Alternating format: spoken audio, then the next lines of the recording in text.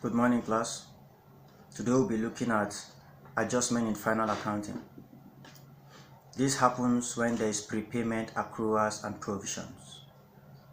Adjustment is an event, or comes to be when there is an event where transactions do not fit properly within the period of trading.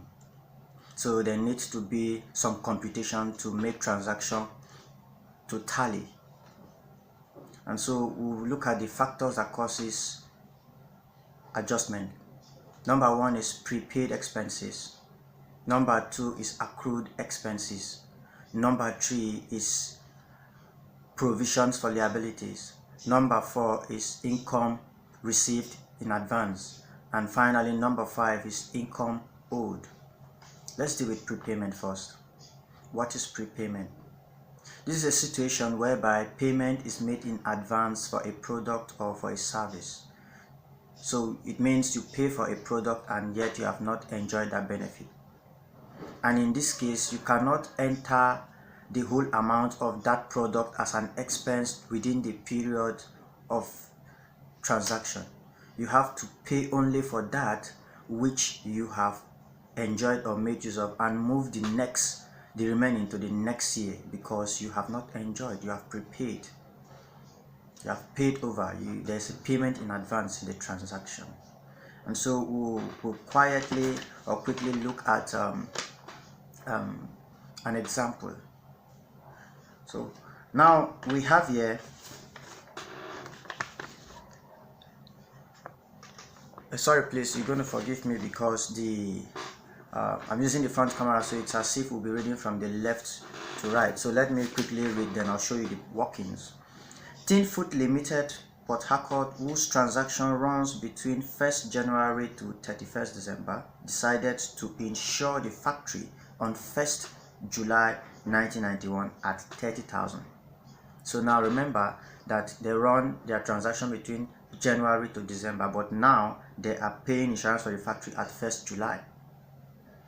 The insurance expires on 30th June 1992. So from 1st July 1991 to 30th June 1992.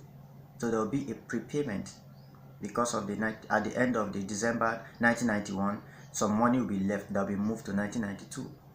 Show the transaction in the books of Tin Food Limited. So this is a transaction.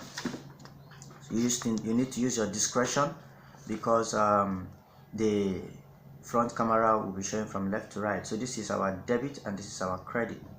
So first we receive cash for 30,000 naira on 1991 January, July rather. And when we received this cash, we posted on December 31st, 1991, 15,000 naira to our profit and loss account, P&L account. And so it will be left with 15,000 naira because it did not fall into that year. December have reached, so we need to move it further. So which means there will be a balance on that 31st that will be carried down 15,000 naira, and which makes an equivalent of the same amount that was received, 30,000. Then now balance brought down.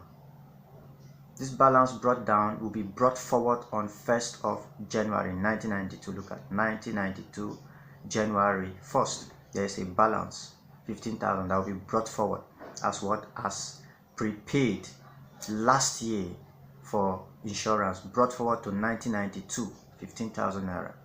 Good. Now in our profit and loss extract 31st December, we are going to post only 15,000 naira, and so which means we receive insurance money 30,000 naira, and we are going to less 15,000 naira that we are to account for in our profit and loss. Remember, the profit and loss account is an account that shows the expenses within the year. So in our insurance, the expense within the year of 1991 is only 15,000. So we are going to less payable 15,000 naira. Look at it. And then the gross profit. You remember our trading profit and loss account, we bring the gross profit down and less the expenses to have our net profit. So in the extract of the profit and loss, we are going to have insurance 30,000 with less what is payable, and it will be left with 15,000 naira. All right, so now that's the example in prepayment. So let's quickly look at the accruals. What accruals is all about. What accruals is all about. Now quickly, before we look at accruals, you must understand that the balance of the insurance that was payable, which is prepayment, will be recorded in your balance sheet as current asset because you have paid and yet have not enjoyed, so it is an asset to you. Okay, if you look at your notes I prepared for you in your Google Classroom, you will also see that those things were explained there. All right, so let's quickly look at what accruals mean. What's accrued expenses? We have seen prepaid expenses. Accrued expenses occurs when you have enjoyed benefit and you have enjoyed products or services, yet you have not paid for it. So remember, prepayment, you have paid and not enjoyed, but here you have enjoyed but not paid, so you are owing. So another name for accrued expenses is owing expenses. Owing expenses. Expenses you have not paid for. So in this case, it means that when recording to your profit and loss account, every transaction you have made must be accounted for. So if you have enjoyed benefit for product or service and have not paid for it, you must account for it before the next year, because the next year trading period will not account for last year trading period. So that is what the matching concept is saying. That is why there's need for adjustment. So quickly, let's look at an example. We say Africa Trading Stores Lagos, whose trading period ends 30th June, received the following electrical bills. It ends 30th June. July 600, quarter to September 30th, 1991. Look at your Google Classroom, you understand what I'm saying. So July to September is one quarter. Quarter of a year is 3 months. So July, August, September, 3. So July to September is what? 600 naira. October to December, 1,300. And January to March, 1,100. While April to June, 1992, because it started from 1991, July to October 1991. Then it started from January 1992 and now to June 1992, and so it has crossed to another year and there is an owing. But the problem is, in the April to June 1992,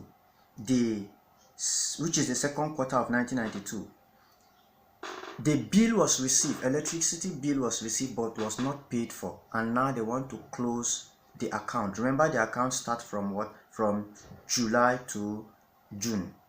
July to June, and now it is June, April to June, and they have not paid for it. So what would they do? They have not paid for it, but they must account for it. So let's look at what the example is saying quickly. So this is example 2. This is example 2. We have here date 1991. We have July, cash or bank 600 received and was paid for. We have another one, 1,300 received and was paid for. We have another one in 1992. Remember, it's ending in June, and this one was paid for. But in April, it was not paid for, but yet must be made accountable for. So the total amount is 4,000. You must make provision for it. So when you come to the P&L, you are posting the whole 4,000. Whether you have paid for this April or not, you post it to P&L account because you have enjoyed the benefit and you must account for it within the year. So the balance is 4,000, 4,000. The total amount you receive for your electricity bill, 4,000. And the total amount you paid for to the profit and loss account is 4,000. On July 1st now, there will be a balance brought down of 4,000 naira which was not paid for, to show that we are still owing this one. Are we together? Good. So in the profit and loss extract, this is how it will look. The profit and loss extract will show thus that electricity was received for 3,000, and then the one that you are owing that you have not paid was added to account for it within the year, 1,000, and total is 4,000. So this 1,000 naira that is owing will be recorded in the balance sheet as liabilities, current liabilities, because you have not paid for it, but yet you have